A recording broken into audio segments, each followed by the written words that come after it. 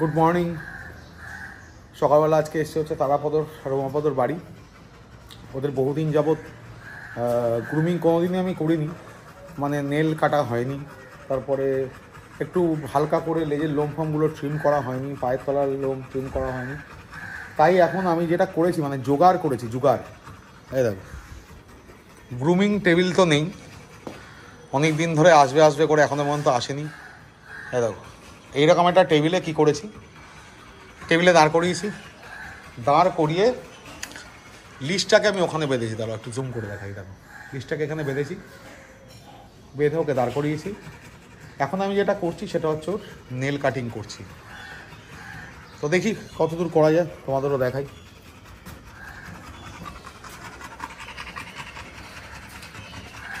First চেষ্টা করবে nail যখন কাট করবে পাগুলোকে উল্টো দিকে করে দেওয়ার, তাহলে ভয়টা কম পাবে আর নেলটা একদম ঠিকঠাক করে কাটা যাবে। নেল কাটার সময় যদি বাই চান্স রক্ত বেরোয়, আমি আজকে ছোট করছি না সেরকমভাবে, যদিও বা উচিত ছিল ছোট করা, আমি সেরকমভাবে ছোট করছি না, জাস্ট ছেঁটে দিচ্ছে। তো নখ কাটার নিয়ম হচ্ছে মোটামুটি মাংসটা ছেড়ে কাটা।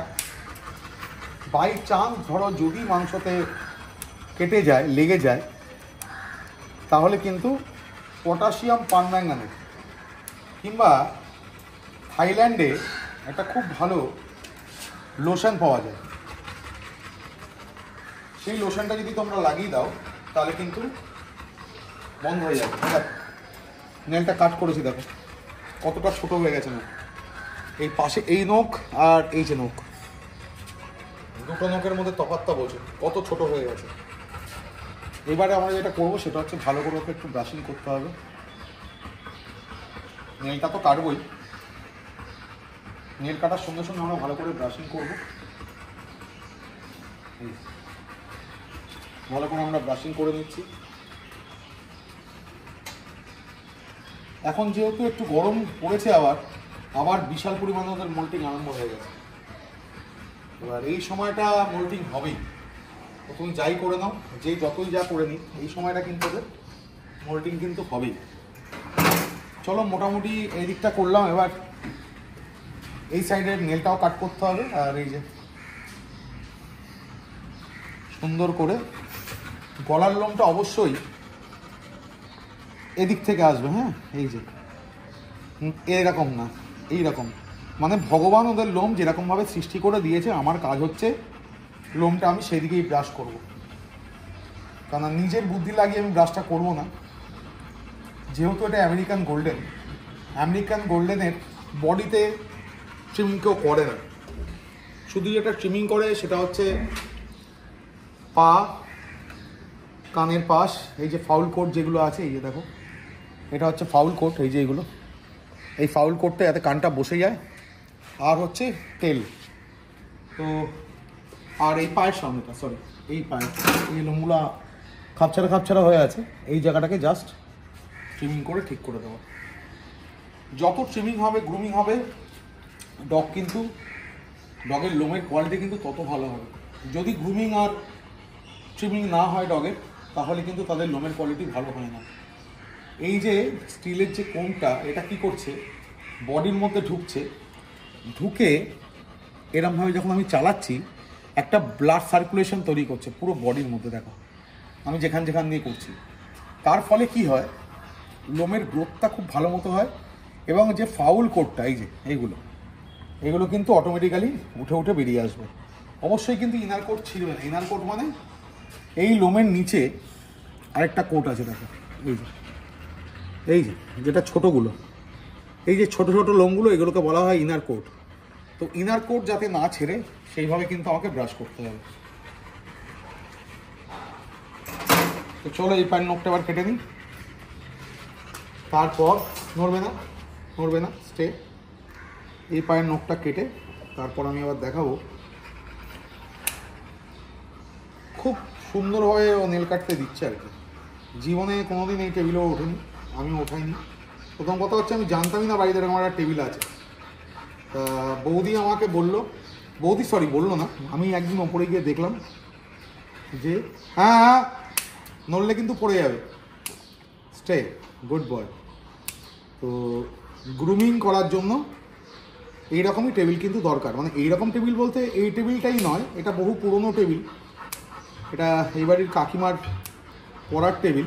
কিন্তু টেবিল ছাড়া যে কোনো ডগ, আমার বাড়িতে ললিপপও আছে, তার কিন্তু গ্রুমিংটা সম্ভব হয় না। এই দেখো মাংসটা কিন্তু কাটছি না, আমি কাটছি কিন্তু শুধু এই নখটা। এই দেখো স্টে। অ্যাকচুয়ালি হচ্ছে ব্যাপারটা, তারাপদ এমনিতেই খুব লক্ষ্মী, আর নেল কাটিংয়ের আমি তো প্রথম নেল কাটিং করছি ওর, ও যেহেতু একটু ভয় পাচ্ছে, নড়াচড়া কিন্তু কিছুই করছে না। এবং যত গ্রুমিং পার্লার আছে তারাও কিন্তু গ্রুমিং টেবিলে তুলে নখটা কাটে।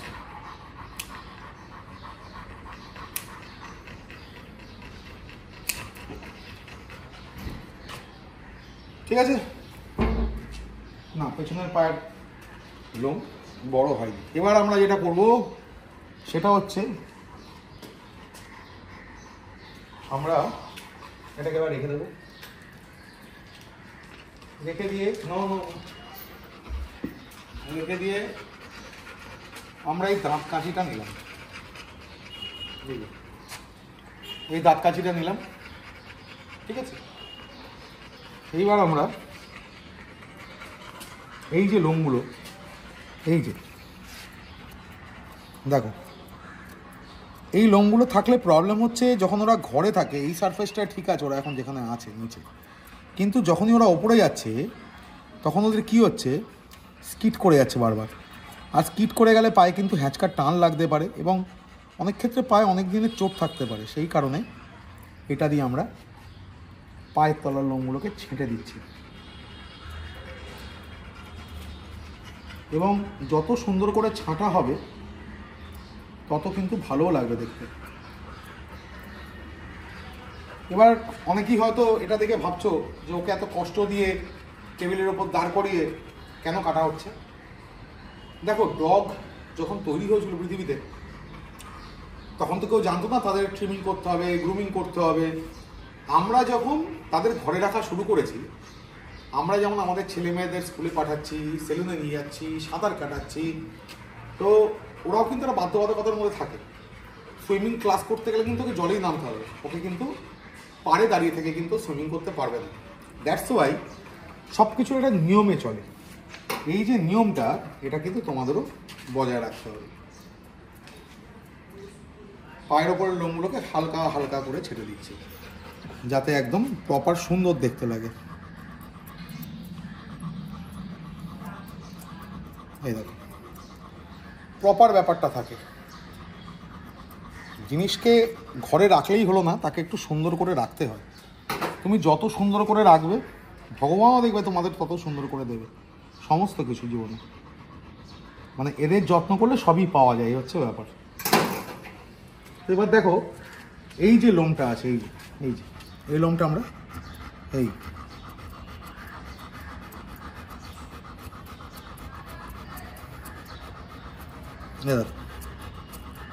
যতটা পারবো আমরা এটাকে ছোট করব। এইবার এর সঙ্গে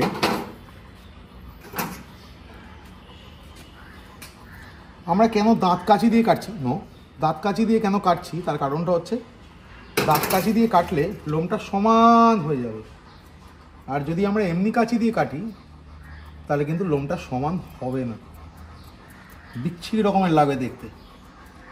সেই জন্য আমরা দাঁত কাঁচি দিয়ে লোমটা কাটছি।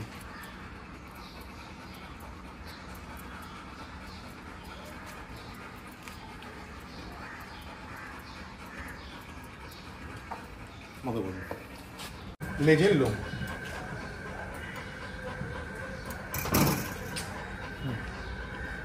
এই দেখ জাস্ট শোডের মতো করে দিয়েছি লেজের টিপটা।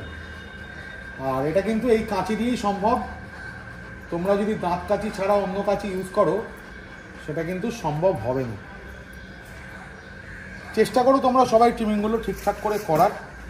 নিজেরা যদি না পারো তাহলে গ্রুমিং পার্লারে নিয়ে যাও, যেখানে খুশি নিয়ে যেতে পারো, কিন্তু গ্রুমিংটা কিন্তু করিও। এইবার দেখো পেছনের পায়ের যে লোমটা, সেটাকে আমি কিরমভাবে ব্রাশ করছি, এই এরকমভাবে তুলে দিচ্ছি। এই দেখো দেখো লোমটা আধ খাপ ছাড়া হয়ে আছে কেমন একটা। এবার এটাকে আমি প্রথমে যেটা করবো সেটা হচ্ছে যে এই লোমগুলোকে একটু সমান করে দিই, এই যে এই লোমগুলোকে, যাতে ও স্কিট না করে। তারপর আমি এখানের লোমটা হালকা ছাড়বো বুঝে, যাতে ওর প্রবলেমটা না হয় দৌড়াতে গেলে। এইবার আমি যেটা করবো, এই দেখো এই এই এই দেখো কত সুন্দরভাবে লোম কাটা হয়ে গেল। তো পেছনের পাওটা তো যাক, গোল্ডেন রিট্রিভার গ্রুমিং আর মানে টোটাল গ্রুমিং পার্টটা কেমন লাগলো সেটা অবশ্যই জানিও।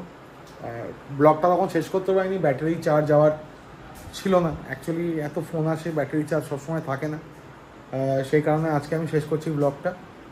আর ব্লগটার মধ্যে কোন পার্টটা তোমাদের বেশি ভালো লেগেছে, মানে কোন মানে যে বিষয়গুলো নিয়ে আমি কথা বললাম, কোন কোন বিষয়গুলো তোমাদের বেশি ভালো লাগলো সেটা অবশ্যই জানিও। ভালো না লাগলে সেটাও জানিও।